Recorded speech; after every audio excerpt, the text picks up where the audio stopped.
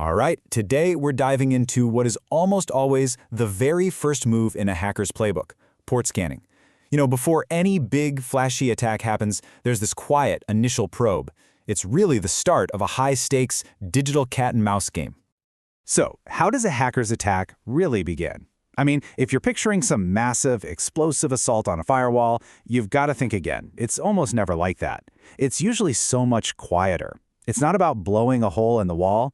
It's much more like someone walking down a really long hallway and just quietly, carefully checking every single doorknob to see which ones might be unlocked. So let's get into the basics of reconnaissance. The best way to think about it is to imagine any computer or server out there as like a digital fortress. Now, this fortress, it doesn't have just one gate. It has thousands of potential doors, and we call these ports. Each one of those ports leads to a different service inside. So port scanning, it's really just the act of going up and checking which of these doors are open, which ones are closed, and which ones might be hidden from view. But here's the really interesting part. This technique isn't just for hackers. Not at all. It's a classic double-edged sword. Because while the attackers are using it to find a way in, the network administrators, the good guys, they're using the exact same method to check their own defenses. The very tool that a bank security team uses to lock things down could be used by someone else to find a weakness. The only difference, really, is intent. So, what do these scans actually find? Well, first up, you've got an open port. For an attacker, this is the jackpot. Seriously, it means there's an application on the other side that's actively listening, just ready for a connection. Going back to our fortress analogy, this is the unlocked door. It's just sitting there, waiting for someone to turn the handle and walk right on in. Okay, next you have a closed port. This means the scanner found a door, all right? But when it tried the handle, it was locked. The system actually responds and actively denies the connection. It sends back a clear message that basically says, nope, not in use right now. The door is there, you can see it, but there's just no service listening on the other side. And then, there's the most mysterious one of all, a filtered port. This is where a firewall usually gets involved. The scanner sends out its little probe and gets nothing back, just silence. So what does that mean? Is the door there but locked? Or is there even a door there at all? You just can't tell.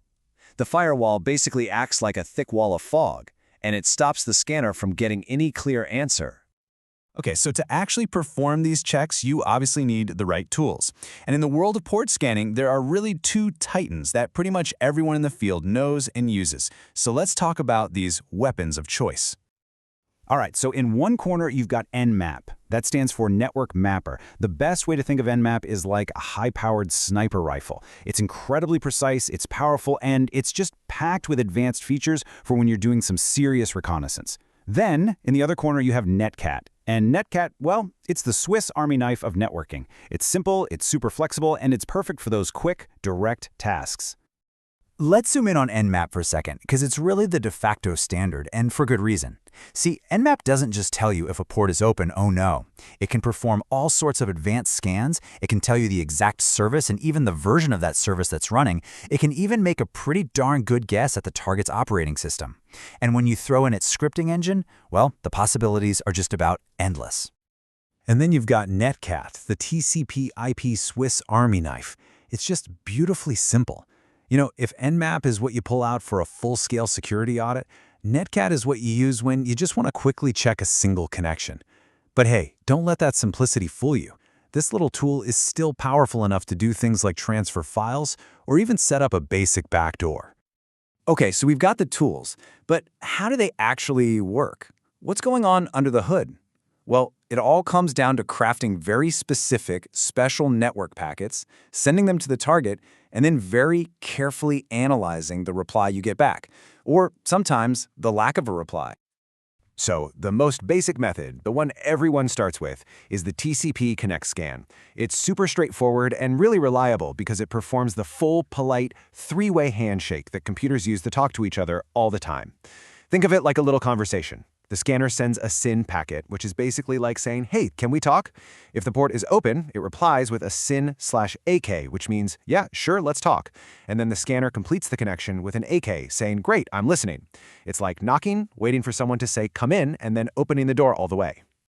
But, and this is a big but, here's the catch. Because it creates a full, complete connection, it is by far the loudest scan you can do. Any decent firewall or logging system is going to see it and record it. It's effective, for sure, but it leaves behind these massive digital footprints. Now, the main advantage, you don't need any special system privileges to run it. Now, there's also something called the UDP scan. This one targets a totally different kind of protocol. See, UDP is connectionless. A good way to think about it is it's more like sending a postcard than making a phone call. You just send it and hope it gets there. Because of this, UDP scans are often way slower and a lot less reliable. An open port might not even send a reply back, which makes it really hard to know what the results actually mean. And all of this really brings us to the core strategy behind scanning. It's this constant choice between being loud and fast or being slow and stealthy. It's always a trade-off between getting your results quickly and the risk of getting caught. So the big question is, how do you scan without setting off all the alarms? Well, this is where the SYN scan, also known as the half-open scan, comes into play. And honestly, it's incredibly clever. The scanner sends that first SYN packet, just like the normal scan. The open port replies with its SYN/ACK, basically saying, yep, let's connect. But right then, instead of finishing the handshake, the scanner slams on the brakes. It immediately sends a reset packet, which just tears down the connection before it's ever fully formed. It's the digital equivalent of knocking on a door and then running away the second you hear footsteps on the other side. So right there you can see the central trade-off, the big choice. The TCP Connect scan, it's simple, doesn't need special permissions, but it's super easy for a firewall to log. On the other hand, the SYN scan is way stealthier because that full connection is never actually made, so it often slips right past basic logging. The catch? You need higher system privileges to be able to run it. And if you want to go for even deeper stealth, attackers will use scans with names like FIN, XMAS, and null scans. Now, these are designed to be extra sneaky. They work by sending these weird, malformed packets with unusual flag combinations. The logic is kind of backwards. The official rules say an open port should just ignore these bizarre packets, but a closed port is supposed to send back a reset. So, if you send one of these and you get back total silence, you've probably just found an open port. Okay, we've gone through the tools, we've gone through the different techniques, but let's kind of pull back and bring this all back home. Why does any of this matter to you? Why is understanding this whole reconnaissance phase so absolutely critical? Well, as our source material puts it pretty clearly, port scanning is a crucial step in cybersecurity reconnaissance. It's really the foundation. It's the map-making phase of any security assessment. It doesn't matter if you're on the offense or the defense. It is how you find out what you are truly up against. And that really is the key takeaway here. You simply can't defend what you don't understand. By knowing exactly how an attacker probes your network, what tools they use, what techniques they try, you can start to build a much smarter defense. You learn to recognize the sound of those knocks on your own digital doors. And that kind of leaves us with one final thought to chew on. Every single device you own, every service you use online, it's its own little fortress with its own set of digital doors. We're not just talking about huge corporate networks here. This is about your network, your digital life. So the question is, do you know who's knocking?